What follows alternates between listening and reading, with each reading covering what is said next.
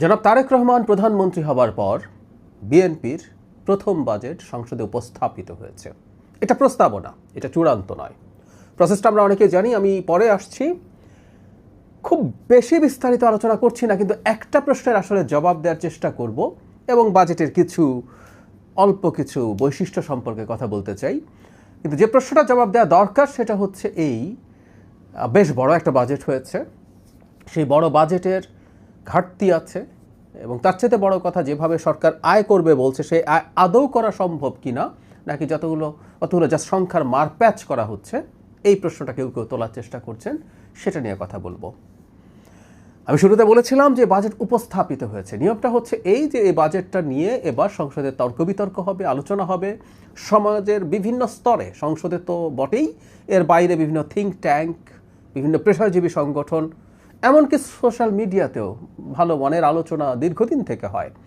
এগুলোর দিকে সরকার নিশ্চয়ই মনোযোগ দেবে, দিয়ে ফাইনালি বাজেট পাস হবে আসলে জুন মাসের শেষ দিন, কারণ জুলাইয়ের 1 তারিখ থেকে নতুন অর্থ বছর শুরু। সুতরাং যা প্রস্তাবিত হয়েছে এটাই যে থেকে যাবে সেটা নাও হতে পারে। এর মধ্যে বেশ কিছু পরিবর্তন আসার সম্ভাবনা আছে, আমরা এভাবে বলবো। এখন বাজেটে কেমন হলো আমরা যদি জেনারেলি বলি, আপনারা অনেকে হয়তো ফলো করেন যে আমি গত বেশ কয়েক বছর থেকে বাজেট নিয়ে কথা বলি, লিখি, ভিডিওতে কথা বলেছি, টিভি টক শো করেছি। বাজেটের সময় আমি অনেক টিভি টক শোতে পার্টিসিপেট করি বাজেট অ্যানালিসিস নিয়ে। আমি 2017 থেকে, আমি ভুল না করলাম, তত 10 বছর হচ্ছে আমি বাজেট অ্যানালিসিস করেছি ফর্মালি, সেটা নিয়ে কলাম লিখেছি, টিভিতে কথা বলেছি। তখন আমি একটা কথা খুব বলতাম, সেটা আমি এবারকার সাথে মেলাতে চাই। সেটা হচ্ছে একটা বাজেট কতটুকু কার্যকর হবে, কতটুকু বাস্তবায়ন করা যাবে, এটা একটা দিক, এই দিকটার খেয়াল রাখা দরকার আছে। কিন্তু বাজেটে বরাদ্দ কোনো সরকার কোন দিকে দেয় সেটা সেই সরকারের মানসিকতা বোঝার একটা ইন্ডিকেটর। আমি আবারও বলছি, একটা সরকার আসলে কিভাবে জনগণের সামনে নিজকে উপস্থাপন করতে চায়, বাজেটের বরাদ্দ দেখে সেটা বলা যায়। আমি অনেক সময় এভাবে উদাহরণ দিতাম, দেখবেন বাবা যদি তার সন্তানের ভালো মানের খাদ্য, ভালো মানের শিক্ষা, এসবের দিকে, চিকিৎসা, এসবের দিকে মনোযোগ দেন তার টাকা খরচ করার ক্ষেত্রে, আরেকজন বাবা সেম ইনকামের হয়তো তিনি অন্যভাবে টাকা খরচ করছেন, নিজের জন্য এটা করছেন, ওটা করছেন, সন্তানের দিকে মনোযোগ দিচ্ছেন না। দুটো বাবার রিসোর্স অ্যালোকেশন দিয়ে বোঝা যায় সেই দুটো বাবা আসলে কেমন। ঠিক একইভাবে একটা সরকার কোন কোন খাতে কতটুকু কিভাবে বরাদ্দ দেয় সেটা একটা গুরুত্বপূর্ণ প্রশ্ন। যেমন এই বাজেটে খুবই গুরুত্বপূর্ণ আলোচনা হচ্ছে, আমি মনে করি এটা আমাদের খেয়াল রাখা দরকার, কারণ যখন আমরা বাইরে থেকে, সরকারের বাইরে থেকে আমি অন্তত কথা বলেছি, আমার যে পলিটিক্যাল ইডিওলজি, আমি সেটার আলোকে সবসময় চেয়েছি যে আমাদের ওয়েলফেয়ার খাতগুলোতে ব্যয় বরাদ্দ বাড়ুক, যেগুলো প্রত্যেকটা সাধারণ মানুষের জীবনকে কোনো না কোনোভাবে ইনফ্লুয়েন্স করে। এর মধ্যে স্বাস্থ্য, শিক্ষা, সামাজিক নিরাপত্তাকে আমরা অনেক বেশি গুরুত্ব দেওয়ার কথা বলতাম। গত বছরে যে সম্পূরক বাজেট, তার দ্বিগুণের মতো প্রায় বরাদ্দ এবার স্বাস্থ্য খাতে হয়েছে। স্বাস্থ্য খাতে অনেক কিছু করার কথাবার্তা আছে, আপনারা জানেন, বিভিন্ন ফর্মে। আমি ওইটার বিস্তারিত আলোচনায় আর যাচ্ছি না, বরাদ্দটার কথা আপাতত বলছি। শিক্ষা খাতেও একই রকম অবস্থা, সংশোধিত বাজেট যেটা ছিল সেটার প্রায় দ্বিগুণ বরাদ্দ শিক্ষায় হয়েছে, খুবই সিগনিফিক্যান্ট বরাদ্দ হয়েছে। সামাজিক নিরাপত্তা খাতে, এবং আপনারা একটা আমাদের যে ফ্ল্যাগশিপ প্রোগ্রাম এই সরকারে, সেটার কথা একটু না বললেই না, 14,500 কোটি টাকার মতো বরাদ্দ রাখা হয়েছে 41 লক্ষ ফ্যামিলি কার্ড দেওয়ার জন্য। সো এই জায়গাগুলোতে যখন সরকার মনোযোগ দিচ্ছে, এই মেসেজ মানুষের কাছে সরকার নিশ্চয়ই কনভে করতে চাইছে এবং কনভেড হয়েছে, মানুষের কাছে পৌঁছেছে। আমরা বিশ্বাস করি যে সরকার জনগণের কল্যাণকে, জনগণের জীবনকে সহজ করে তোলার চেষ্টা করছে, এবং সহজ করে তোলার জন্য অকল্পনীয় পরিমাণ কর এবং শুল্ক কমিয়েছে। আমি বহু বছর, আবারও বলছি, বাজেট খেয়াল করেছি, এই রকম কর কমানো, শুল্ক কমানো আমার মনে পড়ে না কখনো হয়েছে, খুব নিকট অতীতে আমি বলবো। এখন যে ব্যাপারটা একটু মাথায় রাখতে হবে, যে কেউ প্রশ্ন করছেন, আমরা যখন কর কমিয়ে দিতে থাকি সরকার তো ইনকাম কমে যায়, তাহলে সরকার রেভিনিউ আর্ন করবে কোত্থেকে? খুব ইলজিক্যাল প্রশ্ন না? আমি রেভিনিউ কিভাবে আসবে, কি হবে না হবে সেই কথা বলবো, কিন্তু আমি কয়েকটা সিগনিফিক্যান্ট কথা বলি। যেমন ক্যান্সারের ঔষধ তৈরি করার জন্য 9টা কাঁচামাল এবং ওষুধ শিল্পের আরও 53টা পণ্য আমদানিতে সব ধরনের শুল্ক মওকুফ করা হয়েছে। ওষুধের দাম কমে যাওয়ার আশা করা যায়। শিক্ষা প্রতিষ্ঠানে ব্যবহারের জন্য electric bus, electric vehicle charger ইত্যাদি ইত্যাদি এগুলোর জন্য সব ধরনের শুল্ক কর অব্যাহতি দেওয়া হয়েছে। ইলেকট্রিক যানবাহন উৎপাদনের ক্ষেত্রে মূল্য সংযোজন কর অব্যাহতি দেওয়া আছে। কীটনাশক ও কৃষি যন্ত্রপাতি সহজলভ্য করতে 36টি কাঁচামাল ও সেই সাথে 36টি মশলা আমদানির উপরে শুল্ক তুলে দিয়েছে, কাঁচামাল এবং মশলার উপরে। কন্টেন্ট ক্রিয়েটর একটা মানে এক ধরনের কনফিউশন তৈরি হয়েছিল। ও ফ্রিল্যান্সারদের প্রদত্ত সেবার উপর সম্পূর্ণরূপে আয়কর ও ভ্যাট অব্যাহতি, মানে কোনো রকম কর থাকছে না।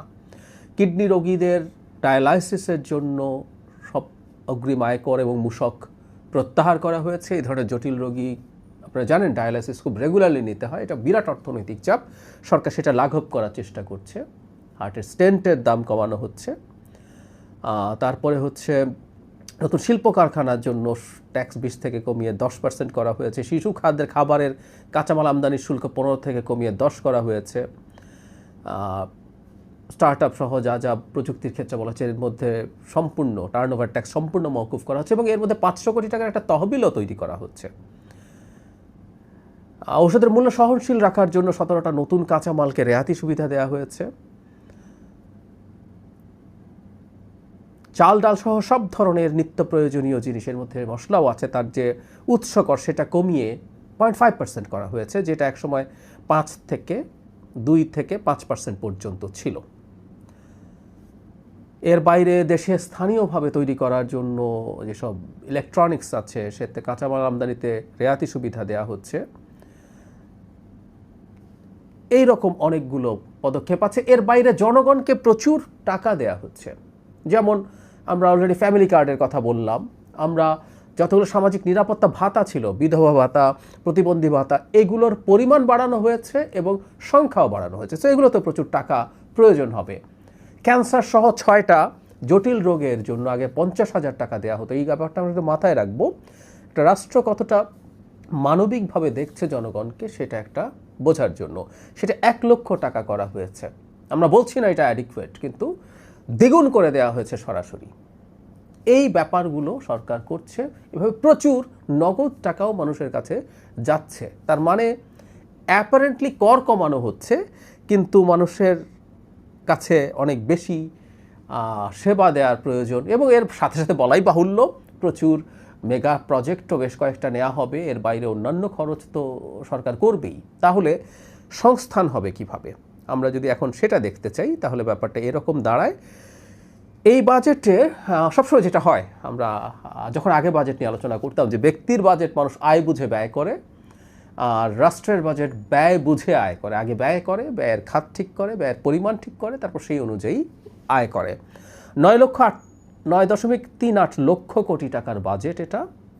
এর মধ্যে 6.95 লক্ষ কোটি টাকা আয় হবে, 2.43 লক্ষ কোটি টাকা ঘাটতি।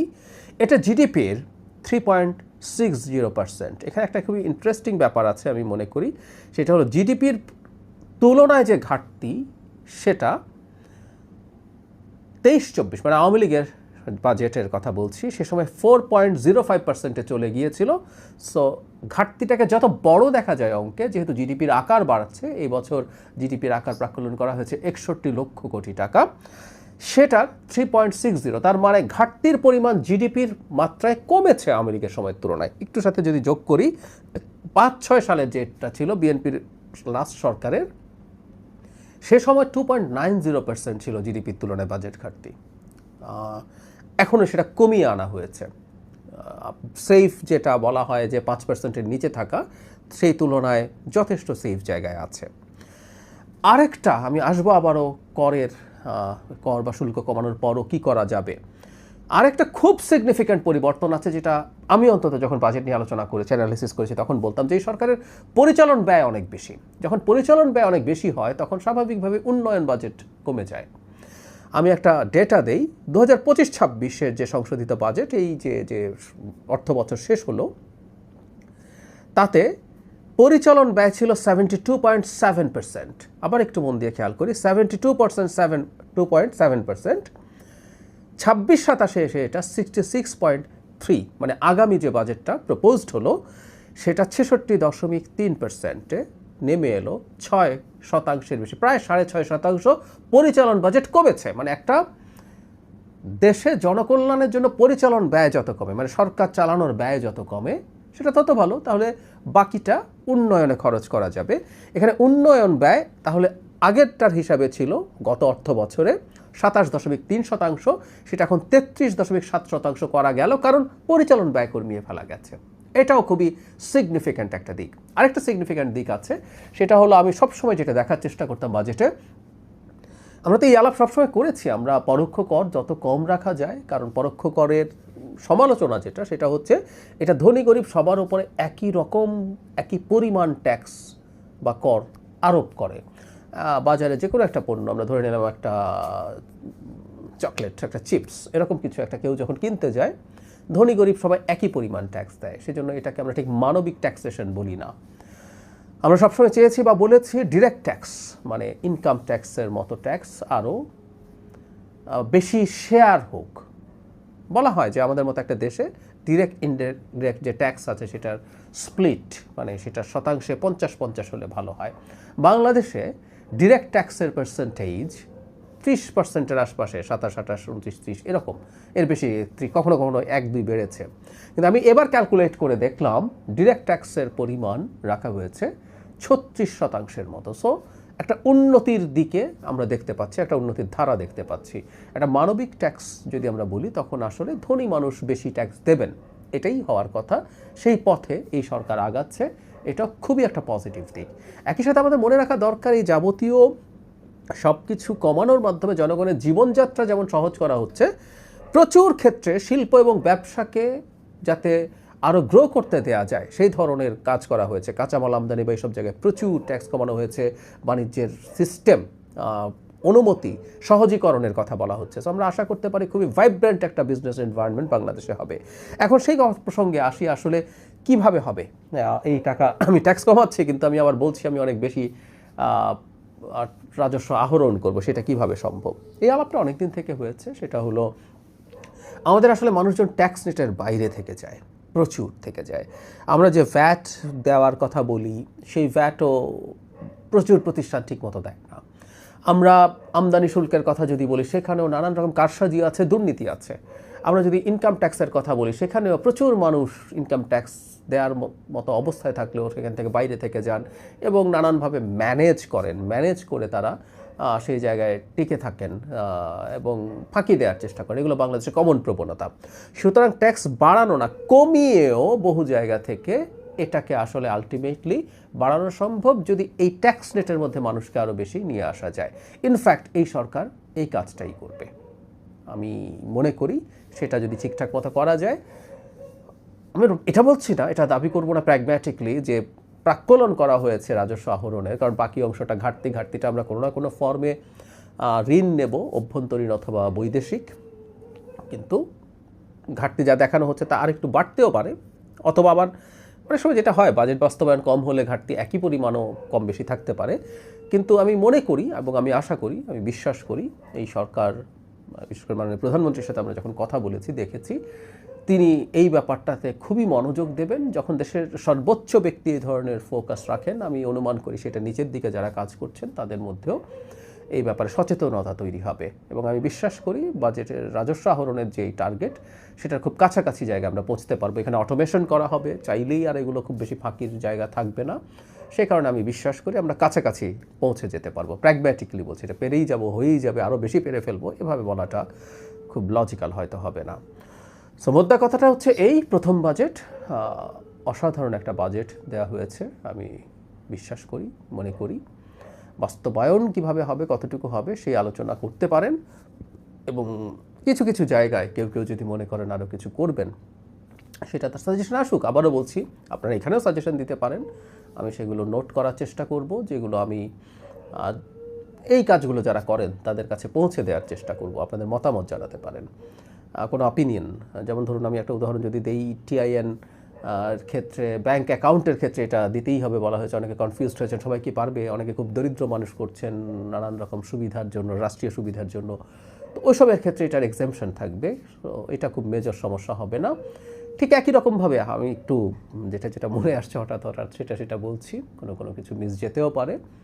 আপনারা একটু জানাবেন আপনাদের সাজেশন কি, বাজেটের কোন জিনিসগুলো আপনাদের কাছে ঠিক মনে হয়নি, কোন জিনিসগুলো পরিবর্তন করা দরকার।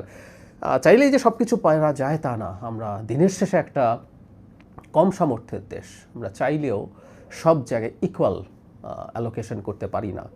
হঠাৎ মনে পড়লো একটা খুব ভালো জায়গায় একটা অ্যালোকেশন হয়েছে, এই প্রথম বাংলাদেশে ক্রিয়েটিভ ইকোনমি বলে একটা জিনিস নিয়ে কথাবার্তা হয়েছে, যেখানে বিভিন্ন রকম ক্রিয়েটিভ সেক্টরের মানুষ, মিউজিক হতে পারে, ফিল্ম হতে পারে, এগুলো মেকিংয়ের মাধ্যমে এটার একটা অর্থনৈতিক ইম্প্যাক্ট আছে, তার জন্য বাজেট বরাদ্দ আছে, 300 কোটি টাকা সরাসরি বরাদ্দ আছে। এর বাইরে বাংলাদেশ ব্যাংকের সিএসআর থেকে আরও 500 কোটি টাকা, মানে 800 কোটি টাকার মতো একটা ফান্ড দেওয়ার কথাবার্তা আছে। আমরা যদি সেটা ঠিকঠাক মতো করতে পারি, এগুলো খুব বড় প্রভাব ফেলবে। এর বাইরে ক্রিয়েটিভ ইকোনমিকে কেন্দ্র করে ক্রিয়েটিভ হাব পূর্বাচলে তৈরি করা সহ আরও অনেকগুলো গুরুত্বপূর্ণ পদক্ষেপ নেওয়ার আলাপ আছে। মানে প্রধানমন্ত্রী এটা প্রায় বলেন যে মানুষ গান, নাচ বা কালচারাল অ্যাক্টিভিটিস শুধুমাত্র তার মানসিক বিকাশের জন্য না, এটাকে ক্যারিয়ার হিসাবে নেওয়ার চিন্তা করতে হবে, ক্রীড়াকে নিতে হবে, এটা খুব জোর দিয়ে তিনি বলেন, আমাদের সাথে সরাসরি অনেকবার বলেছেন। তো এই রকম নানান রকমভাবে এই বাজেটটা আমি মনে করি গতানুগতিক না, মানে বাজেট গতানুগতিক হয়েছে এটা বলার একটা প্রবণতা আছে। আমরা খেয়াল করবো অনেকগুলো থিঙ্ক ট্যাঙ্ক যখন বাজেটের অ্যানালিসিস করেন, একটা গতানুগতিক বাজেট এই ধরনের একটা কথা, যে এটা একটু বাড়িয়ে এটা একটু কমিয়ে করে ফেলছেন। আমি মনে করি না এই বাজেটটা গতানুগতিক হয়েছে। এটা বলার সাথে সাথে আপনাদের কারো মনে হবে যে আপনি এই সরকারের অংশ, তাই এইভাবে বলবেনই, কিন্তু আমি আসলেই মনে করি। আর আপনারা, আবারও বলছি, আপনাদের অপিনিয়নগুলো জানান, আমি সেগুলো পৌঁছে দেওয়ার চেষ্টা করব। বেশ কিছু জিনিসই হয়তো, বা কিছু জিনিস অন্তত চূড়ান্ত বাজেট যেটা ফাইনালাইজড হবে সেখানে এটা করা হবে। আরেকটা জিনিস যেটা নিয়ে সবাই অনেকে বসেছিলেন, প্রজাতন্ত্রের কর্মচারী যারা আছেন তাদের বেতন স্কেল, সেটা বাস্তবায়ন করা হবে এই অর্থ বছরেই। এরকম অনেক কিছু আছে, প্রত্যেকটা ব্যয়ের খাতের কথা বলছি, সুতরাং প্রচুর আয় করতে হবে। এই আয় হবে আমরা বিশ্বাস করি। আরেকটা কথা একটু বলে শেষ করি, বারবার এই কথা বলা হয়েছে।